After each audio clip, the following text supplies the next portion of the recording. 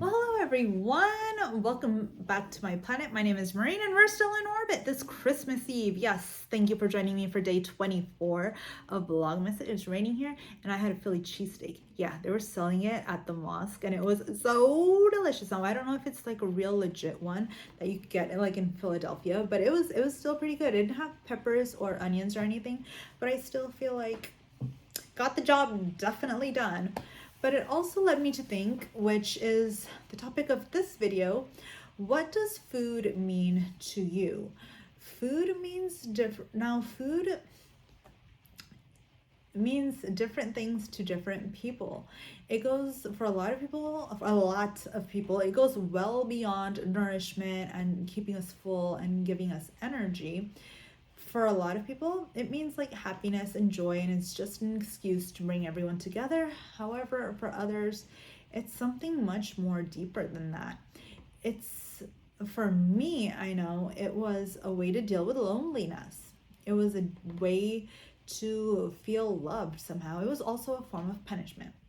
Yeah, I talked about this a little bit in my video yesterday, but I was definitely eating to like punish myself as well. I was like, I hate myself and I do not deserve anything. I just deserve to eat this and wind up bedridden. That's what it was for me. For a lot of other people, it's a way to, it's friends. Food is friends for a lot of people. A lot of people don't have friends. The only human interaction they have is the McDonald's cashier or the Starbucks barista. For a lot of people, they don't feel loved, and it provides that sort of love, and it provides like when you eat something nice and hearty, it feels like a hug. For a lot of people, food is just a way to deal with a whole bunch of other emotions. And it's not right or it's not wrong, but it is wrong if food starts to really start affecting your health and take you down the negative road. So I found this article and okay, hold on. First of all, I want to talk about like, well, how do you deal with that then? For me, honestly, one day I did have like this thought in my head. I think it was like a meme or something I saw. It was like, well, why be fat and ugly when you can just be ugly? It's like a gym advertisement. I don't know, that just stuck in my head and I was like, okay, fine. I'll lose this weight, but I'll still be miserable and blah, blah, blah. I don't know. It was weird. But what really helped me feel better and stop using food as a medication, as like a sort of drug, was Weight Watcher meetings. Like going there had such a positive effect on me. My leader was great. The people there were great. There's still some people from that meeting that are in my current meeting. I have a whole bunch and I love them dearly. So it was just being in that environment and like the topics that they were talking about and like the little homework assignments they would give. It was such a good way to make food not just a coping mechanism. And that's what it is for a lot of us, coping mechanism. But I was like, all right, so what are some other ways that people can deal with food and it being more than it is? Like some people, I mean, that's why it's called comfort food, isn't it?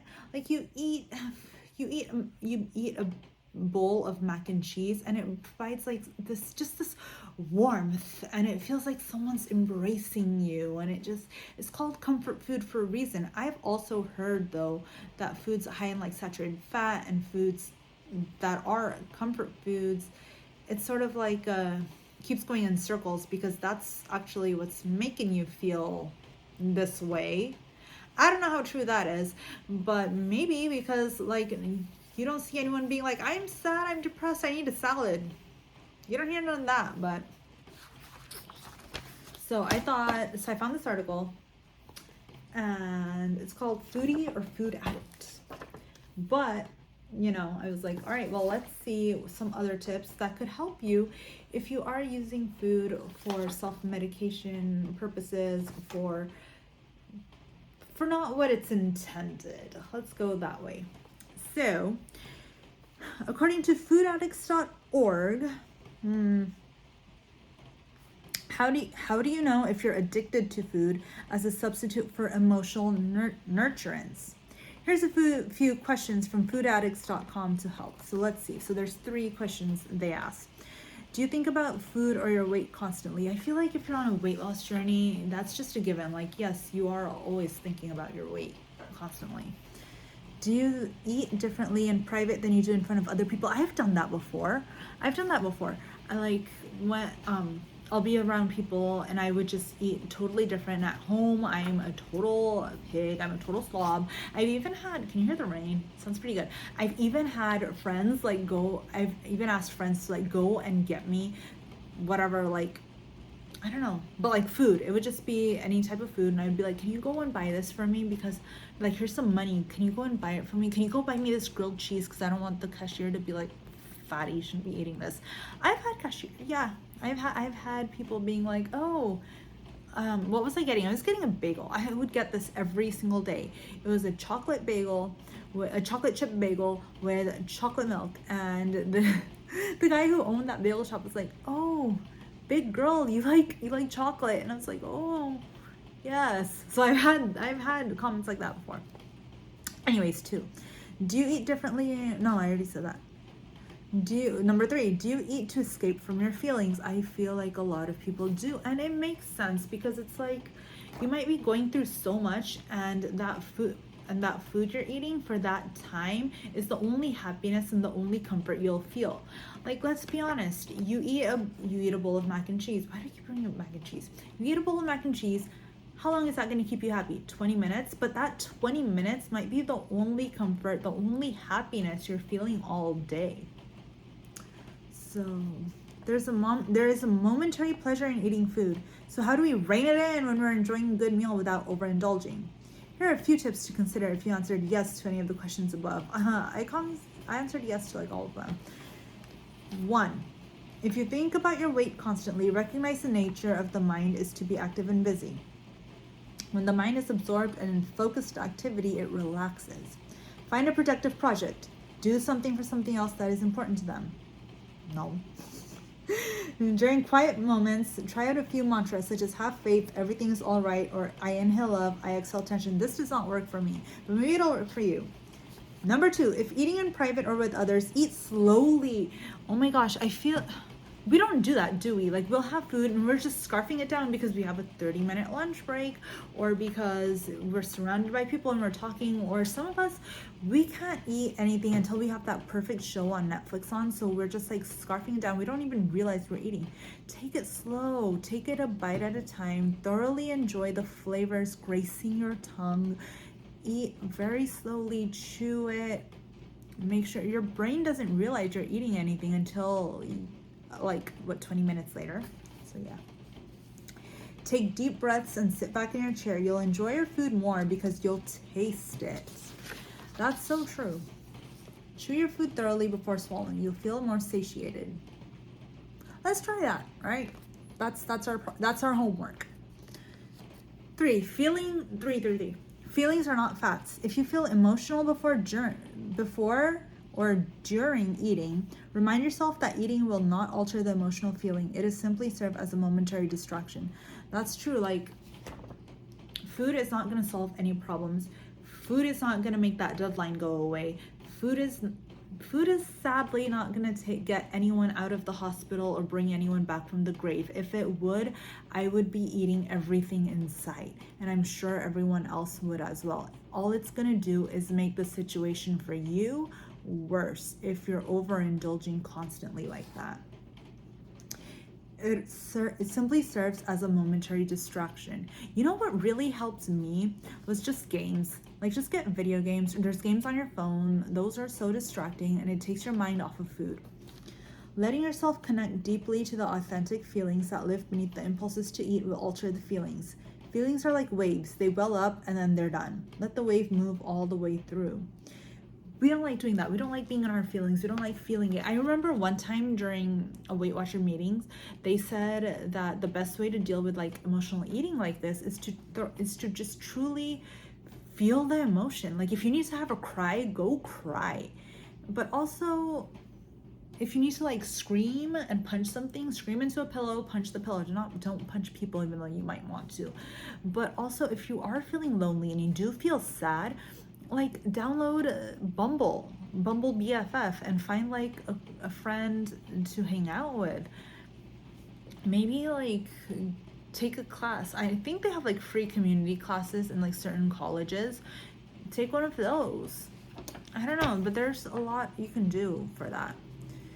If you are in the company of others, take a pause, excuse yourself to the restroom for a minute, and do some deep breathing. I don't know who wants to do deep breathing in a bathroom. Give yourself time and space to regroup and get centered, and then return to the ritual of eating. Your friends will wait because you are worth it. So those are just some tips they gave. If you find you need more help, check out Overeaters Anonymous. I didn't know that was a thing. Maybe I'll check out Overeaters Anonymous or foodaddicts.com. Yeah, I'm definitely checking both out. Check them out for additional support. And also, if you find that none of this works for you and you just can't deal with emotional eating or anything, there's no harm in seeking out therapy. You can talk to a therapist about this, someone who's licensed, and be like, hey, you know, I'm so lonely, or I'm so this, or you know what, I've been dealing with this person's passing away, or this person is in the hospital and I just can't stop eating, and this is the only time I feel happy eating this.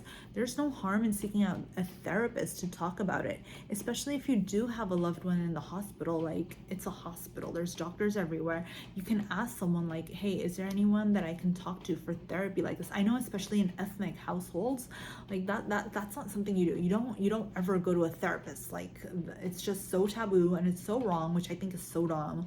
But if you can, like, definitely seek out a therapist. I wish I would have. I'm definitely going to check out Overeaters Anonymous, but there's also apps, but it's what's it called? BetterHelp. But if you just Google like online therapist or whatever, they'll give you a whole bunch of like apps that you can download, and you don't even have to go anywhere. You can do a virtual video call. I think some it's just like chatting, but you can talk to them about you know, what's going on with you and food wise. So that's something I wish I knew a long time ago, but I do feel like Weight Watchers and the meetings and the topics did help me at least like provide some sort of therapy, reframe my mind in that way. And so I am forever thankful for that. So yeah, hopefully you guys got some good gems in here, some good ideas, or at least recognized something, I don't know, but yeah, that's what I found. And I thought this was really interesting. And it's like, and she gives a story here too. She met up with a friend, the lady who wrote this article named Laura Fine. And she met up with a friend, and the friend was like, I don't know. Oh, here we go. So she's with her friend and she sat down and she was like eating. Her friend was eating and talking rapidly through the entire meal with her mouth full. She returned 3 times for additional portions. Who else has done that? And she said, well, okay, so did I, but for small bites, not heaping platefuls. Who else has gotten heaping platefuls? Me. So there might be some other thing going on. Seek out help if you do need it. I definitely encourage it. So anyways, thank you all for tuning in. Hopefully that helped somehow. We got this. We're in this together. So I will see you all tomorrow. Not for a weigh-in video because my center is not open. But I will still do a how I did this week type of video. It won't be a weigh-in. Maybe NSVs. Yeah, talk about that. I couldn't go today, obviously, because it was Moss Day. Anyways, thank you all for tuning in. I truly appreciate it. Be sure to give this video a like. Leave a comment below. And, oh, if you have any tips for dealing with food and emotions, and let me know what food means to you. And go ahead and did I say subscribe?